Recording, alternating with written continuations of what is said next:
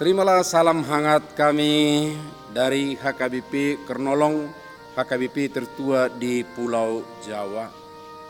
Bapak, Ibu, dan Saudara yang dikasihi oleh Tuhan Yesus Kristus, sebelum kita mendengar firman Tuhan, sejenak kita berdoa.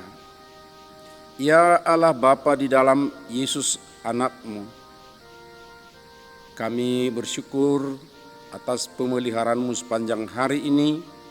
Kami boleh bekerja, dan saat ini Tuhan, sebelum kami beristirahat malam, mau mendengar firman-Mu. Biarlah Roh-Mu yang kudus senantiasa menggairahkan hati kami, menguduskan kami, sehingga kami layak untuk bersekutu dengan firman-Mu. Dan biar Roh-Mu menguatkan kami melakukan kehendak-Mu. Terpujilah Engkau di dalam Anak-Mu Yesus Kristus, Tuhan kami. Amin. Firman Tuhan bacaan pada malam hari ini sesuai dengan Almanak AKBP adalah Galatia 2 ayat 1 sampai 10 dan yang menjadi pembimbing renungan dari ayat 10. Hanya kami harus tetap mengingat orang-orang yang miskin, dan memang itulah yang sungguh-sungguh kuusahakan melakukannya. Harus tetap mengingat dan melayani orang miskin. Amat jelas dan pasti bahwa tanggal lahir HKBP yaitu 7 Oktober 1861 ditetapkan menjadi tanggal kelahirannya. Itu bertepatan dengan rapat pembagian tugas para penginjil yang berada pada waktu itu di Tapanuli sekitar tahun 1860-an. Mereka yang mengadakan rapat pembagian tugas itu ada 4 orang, 2 orang dari orang Jerman dan 2 orang lagi adalah orang Belanda. Orang Jerman yaitu Heine dan Klamer, sementara orang Belanda adalah Betz dan Van Asselt. Mereka berbagi tugas sedemikian rupa.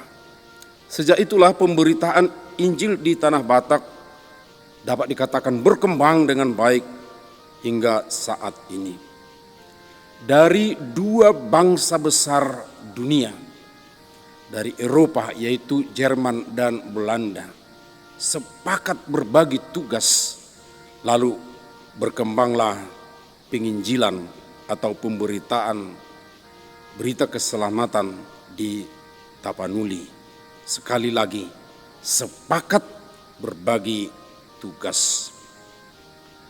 Paulus bercerita, setelah 14 tahun melewati masa konsili para pekabar Injil di Yerusalem, dan ini merupakan konsili yang pertama karena ada perbedaan pendapat di antara para penginjil tentang pemberitaan siapa yang melayani kepada orang-orang non-Yahudi dan apakah boleh dilakukan.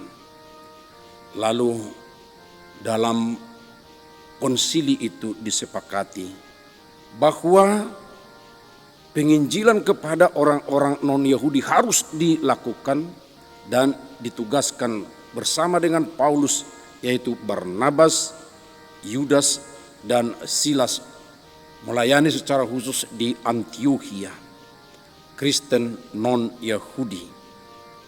Keputusan dalam konsili itu sangat menentukan dalam pelayanan berikutnya. Sebab dengan demikian pelayanan kepada non-Yahudi berkembang sampai ke ujung dunia dan tentunya kita sekarang ini. Keputusan rapat atau konsili merupakan titik awal yang sangat menentukan untuk perkembangan pemberitaan Injil.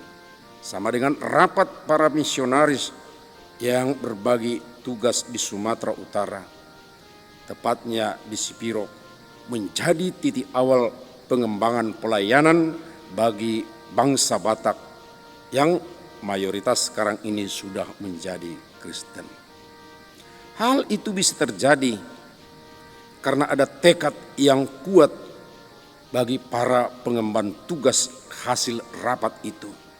Artinya bukan hanya rapat, bukan hanya pembagian tugas sedemikian rupa, tetapi kepada mereka yang mengemban tugas itu, mereka benar-benar punya tekad yang kuat. Seperti yang dikatakan oleh Rasul Paulus dalam renungan malam ini, harus tetap mengingat orang miskin. Dan memang itulah yang sungguh-sungguh kuusahakan melakukannya. Perhatikan Bapak Ibu Saudara, katanya harus tetap. Berarti tidak henti-hentinya. Hatinya sudah dia pautkan atau dia lekatkan kepada layanannya. Jadi kita juga teringat dengan Ingvar Ludik Nommensen ketika dia melayani di tanah Batak.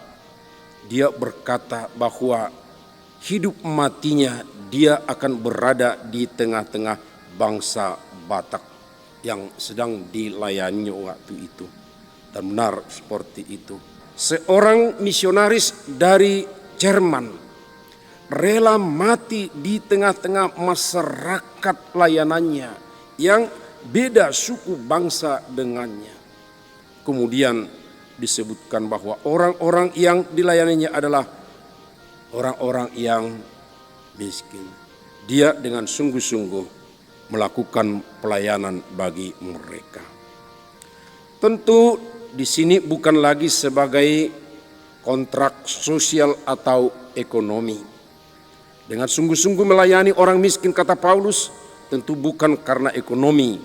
Dan yang pasti bukan saudara seketurunan atau bangsanya, melainkan bangsa lain.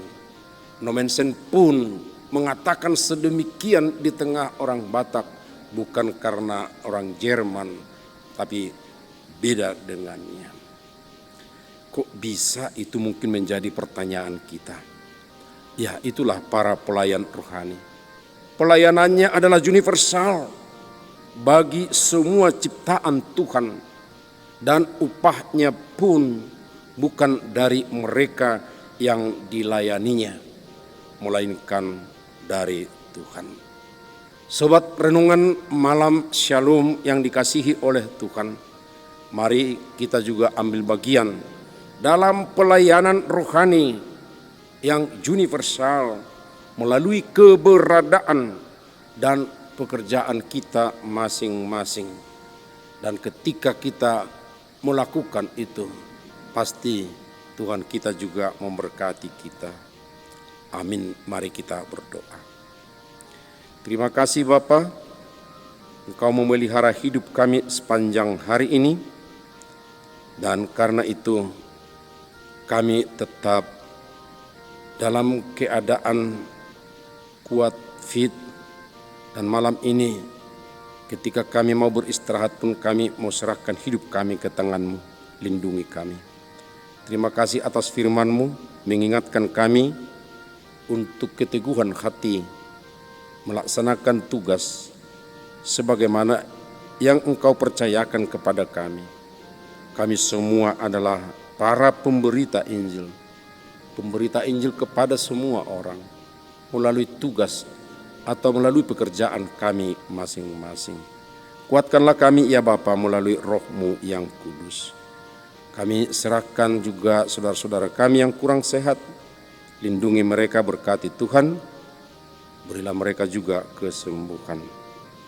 Dalam Kristus Yesus anak-Mu kami berdoa dan bersyukur. Anugerah Tuhan Yesus Kristus, kasih setia Allah Bapa, serta persekutuan dengan Roh Kudus. Amin.